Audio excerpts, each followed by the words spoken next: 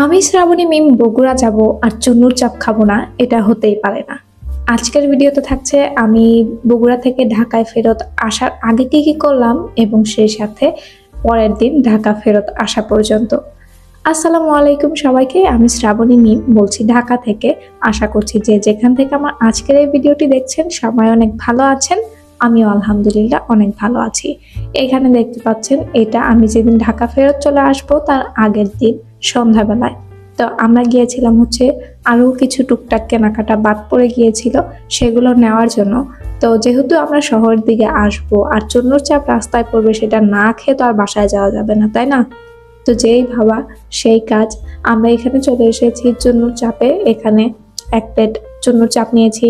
আর এই চাপ কি বলবো, আমি যবে থেকে খেয়েছি আমার মনে হয় না যে কখনো আমি ঢাকা থেকে বগুড়া গিয়েছি আর যাওয়ার পরে আমি এটা খাইনি, এরকমটা হয়নি বললেই চলে। তো যাই হোক, এখানে আমরা বসে থেকে চুন্নুর চাপ এনজয় করছিলাম, সাথে 2টা কোল্ড ড্রিঙ্কস দিয়ে নিয়েছিলাম। নিয়ে আমি আর ইশরাত 2জন মিলে এখানে চাপটা এনজয় করেছি। এর আগে 2-3 বার খেয়েছিলাম, তখন খুব একটা ভালো লাগেনি, বাট এবারের টেস্টটা ওরা সত্যি অনেক ভালো করেছিল। এবারের খাবারের টেস্টটা অনেক ভালো ছিল, কারণ চুন্নুর চাপ কিন্তু অনেক বিখ্যাত একটা জিনিস।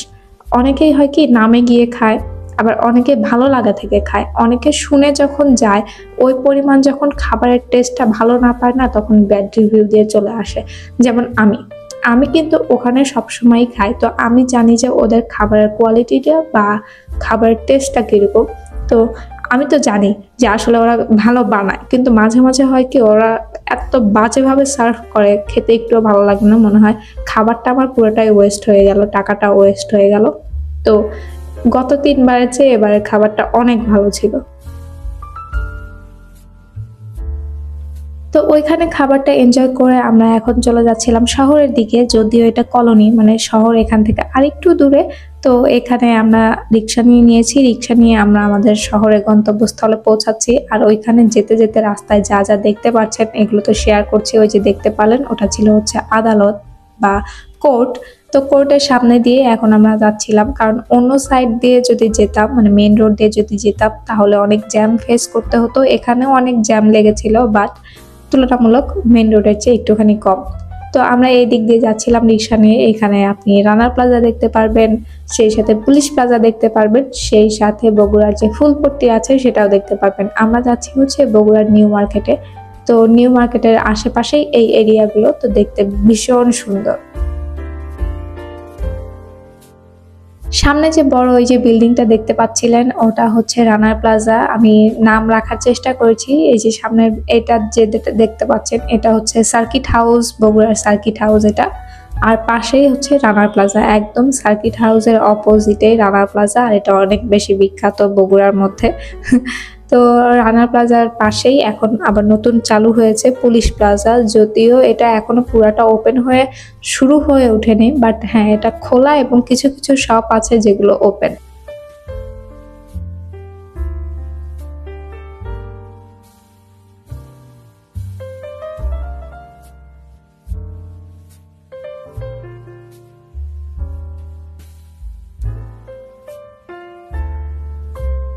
তো আমি জানি না কেন পুলিশ প্লাজার লাইটের অনেকগুলো অংশ চলে গিয়েছে, এখন পুলিশ প্লাজা জাস্ট প্লাজা হয়ে আছে।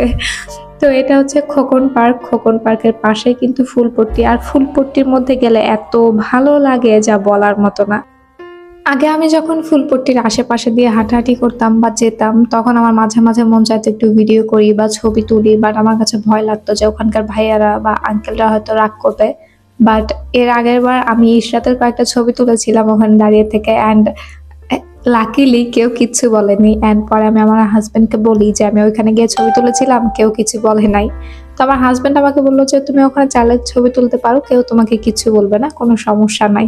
তো তারপর থেকে তো আমি বেশ খুশি খুশি মনে ওইদিকে যাই আর ভিডিও করি মাঝে মাঝে। অবশ্য ছবি তোলা হয়নি আমার কখনো নিজের, এই জন্য আসলে ওই বিষয়টা নিয়ে এখনো পর্যন্ত কিছু বলতে পারছি না।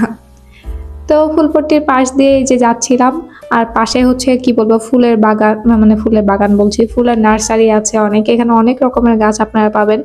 আমার গত ভিডিওতে দেখিয়েছিলাম একটা ক্যাকটাস গাছ, যেটা আমি 50 টাকা দিয়ে কিনেছিলাম। সেই ক্যাকটাস গাছটাও কিন্তু আমি এখান থেকেই নিয়ে গিয়েছিলাম। এখানে অনেক রকমের গাছ পাওয়া যায়, অনেকে বাগান করে, বারান্দায় সাজায়। তো অনেক কিছু এখানে আছে সাজানোর মতো বা গাছে লাগানোর মতো। তো ওই দিনকে ঘুরে ফিরে এসে আর পরে তো কোনো কিছু ভিডিও করা হয়নি, শেয়ারও করা হয়নি। এটা হচ্ছে পরের দিন, যেদিন আমরা ঢাকা ব্যাক করছিলাম সকালবেলা। তো সকালে আমি যেহেতু বলেছিলাম আমার গত ভিডিওতে যে আমাদের বাসা থেকে বাসে উঠলেই 10-15 মিনিটের মধ্যে বাস মানে চলে আসে, যেখানে বিরতি দেয় সেখানে। তো অলমোস্ট আমরা বাসে উঠেছি, ওঠার পরে 15-20 মিনিট গিয়েছে, তারপরে যে আবার একটা ব্রেক দিয়ে দিয়েছে।